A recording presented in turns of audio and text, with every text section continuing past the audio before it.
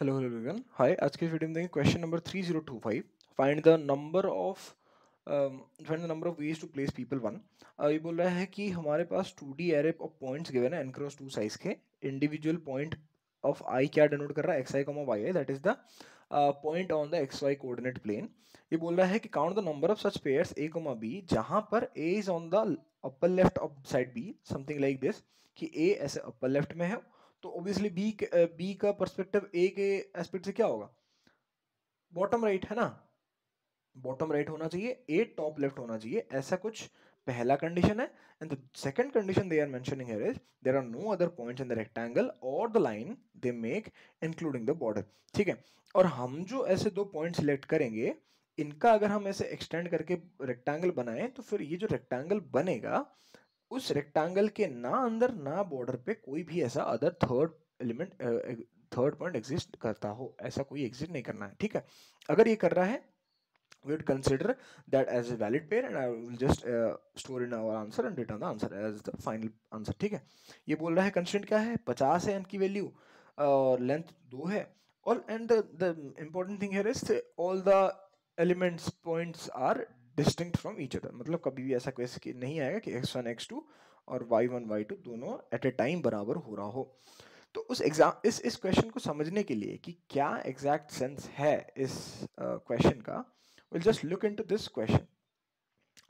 Before that, I am once again mentioning here that they are expecting us to be x1 as less than x2, y1 as greater than y2. But this thing exactly not what they are mentioning here, because they are also expecting a line to be made from point P1 and from point P2. What does this mean? कि अगर ऐसा कोई point exist करता है, let's say this is x1 and y1 and this is x2 and y1, then this will also be considered as valid pair if there exists no such points on the boundary. मतलब x1 कभी कभी x2 के साथ बराबर या फिर y1 also बराबर हो सकता है y2 के। ये हमें पता लग रहा है इस थर्ड एग्जांपल से जो कि हम डिस्कस करने वाले हैं। तो इनने क्या करा, देखा कि 1 3 and 1 1, 1 3 and 1 1, here x1 is 1, x2 is 1, they are equal, so there is this chance कि हाँ भाई हम बना सकते हैं।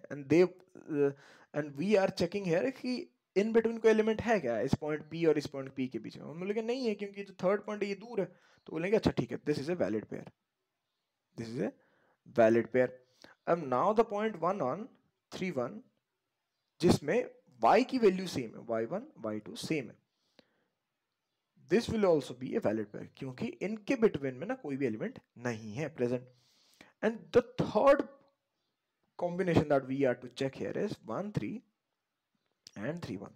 ठीक है, ये दो पॉइंट्स 1 3 एंड 3 1। अगर आप देखोगे, थोड़ा ध्यान से, तो क्या बता रहा है वो, हमें कंडीशन क्या है, टॉप लेफ्ट में होना चाहिए है ना। टॉप लेफ्ट में होने के लिए x1 y1 x2 y2, ठीक है ना। अब टॉप लेफ्ट में होने के लिए हमें क्या देखना है, x1 should be less than equal to x2 and y1 should be greater than equal to y2। तो हमने देखा कि ये सेटिस्फाई कर रहा है क्योंकि 1 less than equal to 3 and 3 greater than equal to 1। ऐसे करते हुए ये जो कंडीशन सेटिस्फाई हो गया, पर the boundary of rectangle they are making here is conflicting at a point of 1, that is 1 comma 1। कैसे, क्योंकि वो पॉइंट इस बाउंड्री पे लाई कर रहा है, तो हम कह देंगे कि नहीं, दिस इज नॉट वैलिड। ये वैलिड क्यों नहीं हुआ, क्योंकि point A that is 1 comma 1 is lying on the exact boundary the point b and c are making। ठीक है, इस हिसाब से हमने आंसर रिटर्न करा 2। सिमिलरली एग्जांपल 1 देखें तो हमने क्या करा, हमने देखा दो कंडीशन है ना कि टॉप अपर लेफ्ट में होना चाहिए और बाउंड्री पे कोई लाई नहीं करना चाहिए। तो हम क्या कर रहे हैं कि इसका अपर लेफ्ट कोई एलिमेंट है, हमने देखा नहीं है, इसका कोई है नहीं है, इसका कोई है क्या, नहीं है, and that means we would say कि there are zero elements in there। ठीक है, 0 pairs of answer is there. तो अब जो थर्ड केस आया, that is also interesting part. ये कह रहे हैं 624426. यहां पे देखते हैं. मैंने देखा इन दोनों का 4 less than 6 that is x1 x2 से छोटा है, y1 ग्रेटर देन y2 से बड़ा है. कैसे? 4 2 greater than. All good. But क्या कोई पॉइंट लाई कर रहा है? हमने कहा नहीं लाई कर रहा. That means this is a valid pair. अब मैंने देखा 2 लेस देन 4, ये क्या है? x1 x2. यहां पर x2 इसे मानते हैं वैलिड है. And 6 greater than 4, y1 y2 valid है. तो कंडीशन तो सेटिस्फाई हो रहा है. क्या बाउंड्री भी कोई है? हमने देखा नहीं है. Then this also valid. अब हमारा जो कंसर्निंग जो पॉइंट आया, जो हम डिस्कस जिसके बारे में करेंगे, that is the point 2 6 and 6 2. What is this? 2 6 and 6 2. अब 2 6 6 2 क्या पहला कंडीशन सेटिस्फाई कर रहा है? 2 is less than equal to 6 x1 x2. 6 is ये वाला 6 और ये वाला 2 is greater than equal to 2. दोनों कंडीशन सेटिस्फाई कर रहे हैं, है ना? क्या बाउंड्री पे कोई एलिमेंट लाई कर रहा है? अगर आप एग्जैक्ट बाउंड्री बनाओगे ना तो that would be like this. तो ये जो पॉइंट 4,4 है lying inside this boundary, so we would say this is not valid. So our total answer will be only 2. कौन से 6 2 4 4 एंड 4 4 2 6. ठीक है. क्यों? और 6 2 2 6 क्यों नहीं हुआ? क्योंकि 4 4 इसके बीच में लाई कर रहा है. तो इस एग्जाम्पल के एनालिसिस और क्वेश्चन डिस्क्रिप्शन को समझने के बाद हम क्वेश्चन को इतने सिंपल 3 स्टेप में तोड़ सकते हैं कि just simply pick A which is on the top left side, just make sure about it. Pick B which is on the bottom right side, है ना? And check for any in between points. ठीक है. अब हमें क्या करना है? Again एक लूप चलाओ, पॉइंट पिक करो, लेट्स से P क्या है और P और समथिंग, और हमें चेक करना है क्या ये इन दोनों की बाउंड्री पे लाई कर रहा है. बाउंड्री लाई करना मतलब क्या है? मान लो कि यहाँ पर x1 y1 है, यहाँ पर x2 y2 है. हमें बस ये चेक करना है क्या x3 y3 इन दोनों की बाउंड्री पे लाई कर रहा है. मतलब कि x1 छोटा है ना x2 से, तो x3 ऐसा कोई पॉइंट होगा जो बड़ा होगा x1 से, छोटा होगा x2 से. y3 ऐसा कोई पॉइंट होगा जो बड़ा होगा y2 से, छोटा होगा y1 से. ऐसे कोई अगर पॉइंट एग्जिस्ट करेगा, that means point P1 that is x1, y1 and point P2 that is x3, y3 would be N invalid pair. तो उस हिसाब से अगर हम ब्रूट फोर्स कोड देखें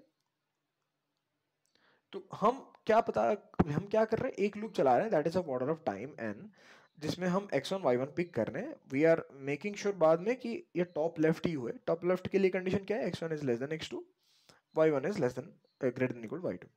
Again, we are traversing another loop and traversing by another loop for point B, जहां से x2 y2 extract कर रहे हैं, और ये कंडीशन हम चेक करके ही अंदर जा रहे हैं. दैट मीन्स कि टॉप लेफ्ट पर A है, अदरवाइज हम इनसाइड नहीं जा रहे. तो अब हमारा क्या है कि हमें देख रहे हैं बाउंड्री के ऊपर या फिर बाउंड्री के अंदर कोई एलिमेंट लाई कर रहा है क्या. तो उसके लिए हमने क्या करा? एक बूलियन फ्लैग लिया और हमने उस फ्लैग को इनिशियली फॉल्स रखते हुए सारे ही रेस्ट ऑफ द एलिमेंट्स पे ट्रैवर्स करा. उस टाइम पे ध्यान रखा कि जो हमारा k इंडेक्स है that is neither equal to i nor equal to j, क्योंकि अगर बराबर हो जाएगा तो ऑब्वियसली फेल हो जाएगा ना. That would make sense to even compare. तो मैंने क्या करा? अब x3 P3 पॉइंट पिक करा. मैंने देखा ऑब्वियसली, अब देखो ना, x1 छोटा है x2 से, तो x3 कहीं बीच में लाया करना है. मतलब x3 should be greater than equal to x1, less than equal to x2, और y1 बड़ा है तो y3 should be less than greater than equal to y2, less than equal to y1. ऐसा कोई पॉइंट मिल गया तो मैंने वेरिएबल को ट्रू मार्क करा और ब्रेक कर दिया. After this third loop I did check once again, क्या मेरा जो फ्लैग वेरिएबल है वो अभी भी फॉल्स ही है क्या? अगर फॉल्स है, माने मेरे को ऐसा कोई इनवैलिड सा पॉइंट मिला नहीं, इनवैलिड पॉइंट नहीं मिला, that means I am good to go. So I just incremented my answer, है ना? अब ये टाइम कॉम्प्लेक्सिटी की अगर हम इस कोड की बात करें, then it is pretty straightforward that we are using 3 loops for a b and point k. That means it would lead into a time complexity of order of nq, and the space here is order of 1. But are there any scope for optimization? Optimization कोई chance है? अगर आप देखोगे हर step में हम क्या कर रहे हैं, हर स्टेप में हम क्या कर रहे हैं, हमें मतलब देखो दो पैरामीटर है, पॉइंट 1 और पॉइंट 2 पिक करते हैं. दो पैरामीटर का हम ध्यान रख रहे हैं, दैट इज x1 y2, मतलब बेसिकली x और y पैरामीटर को ध्यान रखना है। ऑब्जेक्टिव ये है कि x1 should be less than equal to x2। तो मैंने सोचा what if I just sort along x। तो मैं ये इंश्योर कर दिया कि x1 should be less then x2। तो उसके बेसिस पे कितना ऑप्टिमाइजेशन होगा अगर मैं वो एनालाइज करता हूं और मेरे को कुछ बेटर सोल्यूशन मिलता है फर्दर कुछ एडजस्टमेंट के बाद, then I would prefer this one rather than the brute force one. ठीक है, ऑल दैट n की वैल्यू 50 है, but we are just hoping to optimize the code for little bit more. ठीक है, अब मैंने क्या करा, अब हमने x के अलोंग सॉर्टेड कर दिया। वैसे ही कुछ एक एग्जांपल का हमने नोट कर रखा है 2 5 3 4 4 2 5 7। बेसिकली हुआ क्या था भाई, 45 मिनट्स का 50 मिनट्स का मैंने वीडियो चालू किया था, इन बिटवीन कॉल आया करके मैंने वीडियो पॉज किया, और जब आके पॉज को हटा के मतलब चालू करा था मैं पढ़ाता गया, बाद में देखा कि वो पॉज ओपन नहीं हुआ था। So that is I am hurrying a little bit, I am just getting late for some work, but I will try to keep it in mind next time ऐसा ना हो। तो हाँ, अब मैंने क्या करा, सॉर्ट कर दिया x1 x2 x3 x4। ठीक है ना, अब मेरा 4 2 यहाँ पे लाई कर रहा है। मैंने कहा कि अच्छा ठीक है, इस पॉइंट के लिए मैं देखता हूं कितने पेयर्स पॉसिबल है। मैंने कहा 3 4 आया यहाँ पे, 3 x2 बड़ा है, y2 छोटा है y1 से, तो मैंने कहा ये तो वैलिड है, मतलब 2 5 3 4 valid. Now the third point here is 4 2। अब मैंने कहा क्या x2 y2 इस पॉइंट को ट्रीट करते हुए p2 एज p2 और इसे p1 ट्रीट करते हुए x1 y1, क्या हम सही बता सकते हैं? मैंने कहा कि यार देखो टॉप लेफ्ट में तो है, बेझिझक टॉप लेफ्ट में है, ये बॉटम राइट पे है, but the boundary they are making is ना इंक्लूडिंग दिस पॉइंट 3,4। तो हमें सिर्फ सॉर्टिंग से ओनली सॉर्टिंग वुडंट वर्क, क्योंकि अब देखो ना, अब जो एलिमेंट है ये वाला तो फॉल्स हो गया। अब मुझे, अब मैं क्या करता हूं, ये वाला एलिमेंट देखता हूं, the last one here is, एक सेकंड इसे हटाता हूं पहले,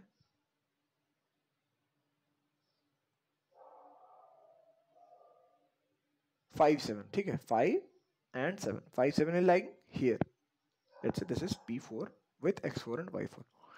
अब मैं इनका जब देखूंगा क्या ये वैलिड आंसर होगा, मैं बोलूंगा कि नहीं। क्यों? क्योंकि जो 5 7 है, 2 से छोटा, 2 मतलब 2 छोटा है 5 से, that means x1 less than x4 no doubt, but the y1 here is 5 which is not greater than equal to y2 that is 7। तो ये फॉल्स हो गया, तो इसका ही ध्यान रखना है। अब मैं बोल रहा हूँ कि जो वैलिड पॉइंट होगा ना, जो वैलिड पॉइंट हम लिख सकते हैं क्या, एक एक एक और एग्जांपल डालते हैं, that would be interesting part. अगर मान लो यहाँ पर 6 और लेट्स से कि 6 यहाँ पर मानते हैं इसे 3,3। ठीक है, इसे मानते हैं 6,4। अब मैं बोलूंगा 6 4 2 पाई वैलिड होंगे, कैसे पता है भाई? क्योंकि अगर आप देखो ना, अगर आप देखो, देखो टॉप लेफ्ट पर तो है, टॉप लेफ्ट पर कैसे है, क्योंकि 2 5 6 4 ये कंडीशन सेटिस्फाई कर रहा है कि 2 is less than 6, 2 is less than 6, 5 is greater than 4, ये सेटिस्फाई कर रहा है। And the rectangle they are generating ना, रेक्टेंगल तो वो बना रहे हैं, ये नहीं, ठीक है, इसके बीच में ना कोई भी एलिमेंट लाए नहीं कर रहा। देखो 4 2 इंक्लूड नहीं हो सकता क्योंकि 3 3 बीच में आ रहा है, 6 4 और 2 5 जब बना रहे हैं ना रेक्टेंगल, उसके बीच में कोई भी नहीं एलिमेंट आ रहा।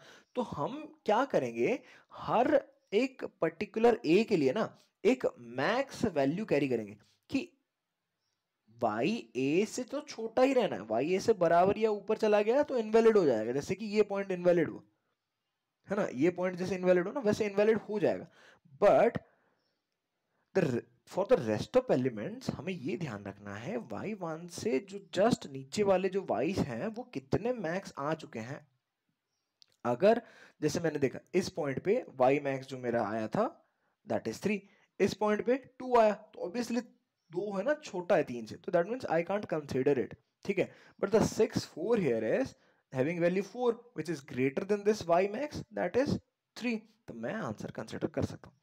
इसके साथ में आगे बढ़ता गया, मैंने कहा अच्छा ठीक है, एक तो पहले अभी तक मैंने क्या क्या फिगर आउट करा, first to sort along x, second keep track of y max. Cool. The edge case here is अगर 1 3 और 1 5 आ गया, अब मान लो 1 3 जब आया, मैं देखूंगा, अब मैंने तो कंडीशन एक्स्ट्रा कुछ लगाया नहीं, मैंने बस ये बोला कि x1 should be less than equal to x2, y1 should be greater than equal y2। अब y1 तो यहाँ पर 3 है, y2 तो 5 है, this is not greater than equal 5, तो मैं बोलूंगा कि इनवैलिड है। और 1 5 के केस में आगे कुछ मिलेगा नहीं, क्योंकि मान लो कि मैंने 1 3 ऐसे और 1 5 ऐसे स्टोर कर रखा है। तो अब देखो, क्या ये लाइन नहीं बन सकता, क्या ये एक वैलिड पेयर नहीं बना सकते? ऑब्वियसली बना सकते हैं, क्योंकि x1 इज इक्वल x2 वाला केस है और y1 y2 greater than y1 है, उससे क्या फर्क पड़ता है? तो इसका हैंडलिंग के लिए हम क्या करेंगे, तो पैरामीटर, द सेकंड पैरामीटर है y को हम डिक्रीजिंग सॉर्ट करेंगे। अब हम देखो ना, हम क्या कर रहे थे, हम किसी एक पॉइंट पे i को यूज करके j+1 से फर्दर ट्रैवर्स कर रहे थे, क्योंकि x तो i-1 तक छोटा ही है ना, अब पीछे जाके चेक करने का कोई सेंस नहीं है। अब हम आगे देख रहे हैं कि x j i+1 से लेके x n तक सारे ही बड़े होंगे मेरे x i से, but what about y is we would be storing the I parameter or the sorting the y parameter in decreasing order, जहां जहां xi is equal to xj हो जाता है। अगर x का पैरामीटर बराबर हो जाता है a comma y1 b a comma y2 के केस में, मैं जो पहला y छोटा बड़ा है उससे पहले रखूंगा, दैट मींस डिक्रीजिंग ऑर्डर में सॉर्ट करके रखूंगा। तो मैंने इसमें क्या करा, एक कंपैरेटर यूज करा to sort my vector points dot begin points dot end. और ये मेरा कंपैरेटर क्या कर रहा है, देख रहा है कि अगर x की वैल्यू ना x1 और x2 अगर बराबर है, तो y1 को जो बड़ा है उससे पहले प्रेफर करा। अगर x1 x2 बड़ा नहीं है, तो उसमें तो कोई डाउट ही नहीं है कि हम पहले x जो छोटा है उससे पहले रखना है, इसीलिए a0 लेस देन b0 रखा, आंसर की वैल्यू ये रखा। एंड हमने क्या करा, एक loop for point a select करने के लिए x1 y1 ले लिया, और हमने क्या करा, एक max y of previous point. अब मैं किसी एक पॉइंट पे डिस्कस करने से पहले ये देखूंगा जो प्रीवियस पॉइंट कंसिडर हुआ है वो उसका y का वैल्यू कहां तक गया था, मतलब प्रीवियस पॉइंट तक y मैक्सिमम कहां तक कवर हो गया, सो दैट कि जैसे 1,5 के लिए किसी एक इंस्टेंस पे थ्रू 2,3 आ गया होगा, तो 4,2 के लिए मैं पता लगवा सकता हूँ कि अगर मैं ऐसा बनाऊंगा ना रेक्टेंगल, तो ये 2 3 बीच में आ जाएगा। इसीलिए मैं ये ध्यान रखूंगा, अगर 4,4 है, मतलब मेरा जो y करंट आएगा वो यहाँ कुछ आएगा जो कि y मैक्स से बड़ा है, then only I can proceed with the new rectangle और द न्यू पेयर थिंग। ठीक है, अब मैंने क्या करा, सेकंड लूप फॉर b, अब क्या कर रहा हूं यहाँ पे,